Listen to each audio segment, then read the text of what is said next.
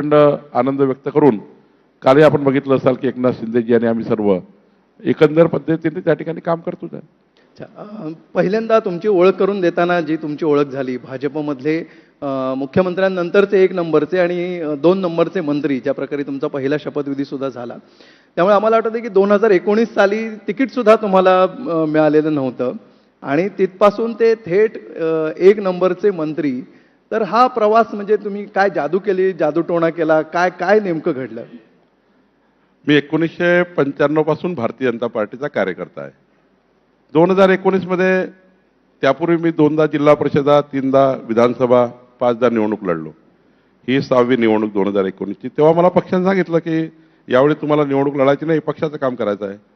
तातडीनं मला general secretary Maharashtra म्हणून नियुक्ती दिली. महाराष्ट्रभर मी प्रवास केला. नंतर मला MLC दिली. MLCत मी निवडून आलो. शेवटी एखाद्या वेळी पक्षाला आपल्याला एखादी बाब सांगितली ती मान्य केली पाहिजे. सच्च्या कार्यकर्त्याचं हेच लक्षण आहे की जेव्हा तुम्हाला एखादी लोकप्रतिनिधी म्हणून तुम्हाला पक्षाने सांगितलं की यावेळी निवडणूक लढू नका, आमदार म्हणून, खासदार म्हणून, पक्ष हा मोठा आहे, पक्ष आपली आई आहे आणि आई जेव्हा विषय येतो तेव्हा आपण हा विचार केला पाहिजे की आपल्या आईने सांगितलेलं, आपल्या पक्षाने सांगितलेलं हे मान्यच केलं पाहिजे, तसं समोर गेलं पाहिजे. आणि मला माझ्या वरिष्ठ नेतृत्वावर अभिमान आहे. माननीय पंतप्रधान नरेंद्र मोदीजी, आमचे अमितभाई शहाजी, आमचे अध्यक्ष नड्डाजी, नितीन गडकरीजी, देवेंद्रजी, या सर्वांनी मला पुन्हा एकदा पक्षाचा अध्यक्ष म्हणून संधी दिली. आणि खरं तर 1,51,00,000 मेंबरशिप असलेली भाजपा आणि 1 लक्ष सक्रिय मेंबरशिप असलेली भाजपा ही या ठिकाणी तयार झाली. आणि आज मला जी जबाबदारी मिळाली आहे, दुसरा आपण नंबर 2 वगैरे म्हणताना हे काही खरं नाही आहे, याच्यात काही तथ्य नाही आहे. मला असं वाटतं की नंबर 2, नंबर 3 या भानगडीत न राहता आपल्या ज्या जबाबदारी आपल्याला पक्षाने दिली आहे तेव्हा मला भाजपचा अध्यक्ष म्हणून जबाबदारी दिली. उत्तम अतिउत्तम काय करू शकेल याचा मी सर्वांचं मार्गदर्शन घेऊन काम केलं. आत्ता मात्र महसूल मंत्री म्हणून जबाबदारी आहे. या खात्यामध्ये आत्तापर्यंतचं महसूल खातं ज्यांनी या महाराष्ट्रामध्ये मंत्रीपद म्हणून काम केलं त्यांनी उत्तमच काम केलं आहे. पण याच्यामध्ये अजून काय आपण अतिउत्तम करू शकू? महसूल खात्यातल्या तुमच्या प्रश्नांवर स्पेसिफिकली ज्या पदावर आपण आहोत त्या पदाला कसा न्याय देता येईल आणि लोकाभिमुख आपण त्या ठिकाणी कसे राहू याचं काम मात्र करण्याचा माझा नेहमीचाच आग्रह आहे.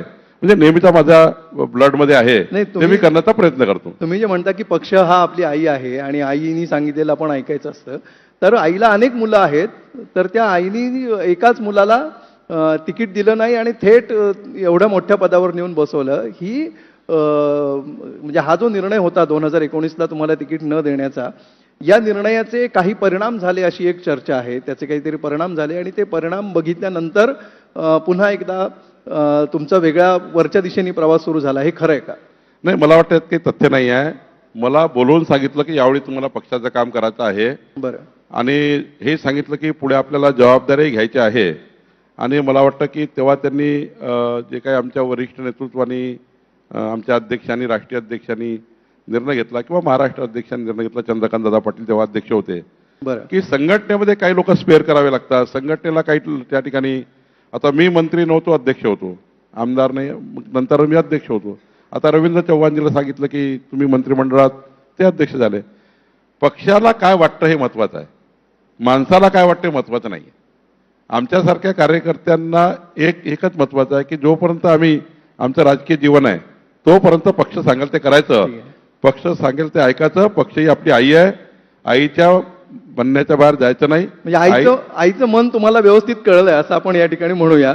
आणि पुढचा जो मुद्दा आहे ज्याची चर्चा पहिल्या सेशनमध्ये सुद्धा झाली, OBC आरक्षणाचा जो मुद्दा होता, आणि दोन त्याच्यामध्ये नॅरेटिव्हज आहेत की मनोज जरांगेंना मुंबईतून परत पाठवण्यासाठी भाजपनी सरकारने जो काही निर्णय घेतला आणि जो काही GR निघाला, त्याच्यामुळे एक प्रकारे OBCंचा भ्रमनिरास झाला का अशी एक शंका आहे. आणि ती येण्याचं कारण असं की जी गोष्ट ब्लॅक अँड व्हाईट आहे, ज्याचा GR आहे, शासन आदेश आहे आणि काळं पांढरं त्याच्यावर स्पष्टपणे सगळं असताना सुद्धा 3 मतप्रवाह का दिसतात?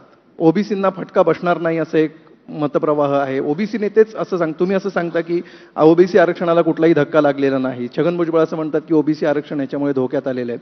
तर हे कन्फ्युजन जाणीवपूर्वक जिवंत ठेवलं जाते का? मनोज जरांगेच्या आंदोलनामध्ये जे काही शासन निर्णय झाला हो तो हैदराबाद गॅजेटच्या संबंधित 4 जिल्ह्यापुरता होता. 4 जिल्ह्यामध्ये ज्या काही नोंदी आहेत ओबीसीच्या ओरिजिनल नोंदी तेवढ्यांनाच ओबीसी प्रमाणपत्र देण्याचा शासन निर्णय होता.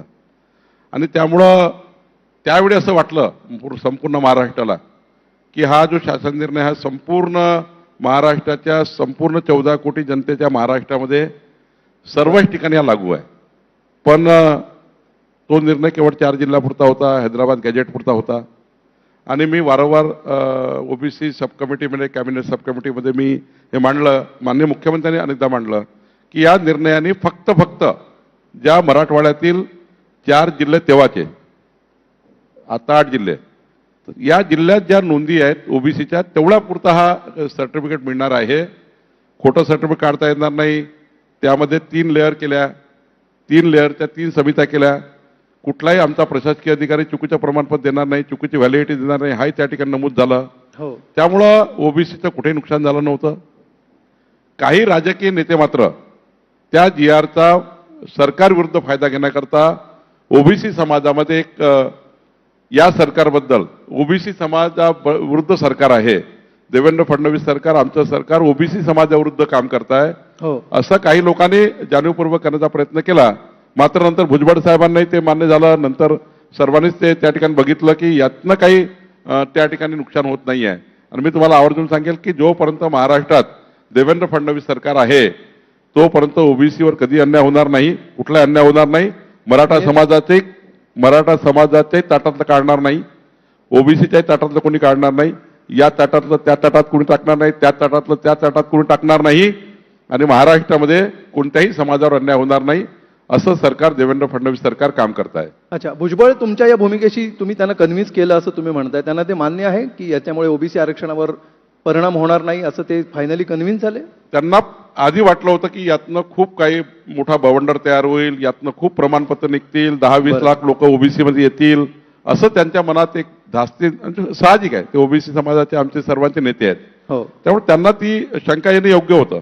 ते त्यामध्ये काही नाही. अनेक लोकांना शंका आल्या. शंकेला तर थोडा त्या ठिकाणी होतं की ज्या पद्धतीने ते GR वगैरे निघाला, पण मात्र नंतर माननीय भुजबळ साहेबांनी त्या गोष्टीचा अभ्यास केला आणि त्यांनाही नंतर वाटलं की या GRने काही जे खरे ओबीसी आहेत, बरं, ज्या खऱ्या कुणबी नोंदी आहेत तेवढ्याच फायदा होतोय हे त्यांनी नंतर बघितलं. ठीक आहे. शेवटचा प्रश्न मी तुम्हाला विचारेन. 30 दिवसामध्ये जमिनीची मोजणी